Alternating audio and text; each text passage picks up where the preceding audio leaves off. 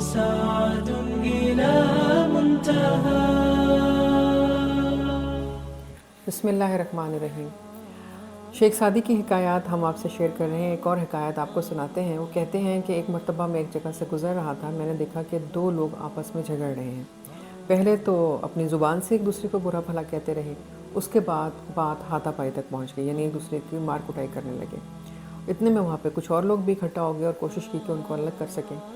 تو شیخ سعدی کہتے ہیں کہ میں نے اس وقت ان لوگوں کو جو وہاں پہ ان کو الگ کر رہے تھے ان سے کہا کہ اگر ان دونوں میں سے کوئی ایک شخص بھی عقل مند ہوتا تو وہ بات کو اتنا نہیں بڑھنے دیتا. لوگوں نے پوچھا کیسے؟ تو آپ نے کہا کہ اگر کوئی شخص تم سے بدتمیزی کر رہا ہے، بد زبانی کر رہا ہے، یا تمہیں برا بھلا کہہ رہا ہے، یا غصے کا بے انتہا اظہار کر رہا ہے، تو ایک عقل مند آدمی وہ ہوتا ہے جو اپنی گفتگو سے ہی اس بات کو ختم کر دیتا ہے اور کوشش یہ کرتا ہے کہ وہ کوئی ایسی بات کہے کہ سامنے والے کا غصہ ٹھنڈا ہو جائے. یا تو آپ یہ کہہ دیں کہ ٹھیک، جو کچھ بھی میرے بارے میں کہہ رہے ہیں میں تو اس سے بھی زیادہ برا ہوں، اور آپ پیچھے ہٹ جائیں.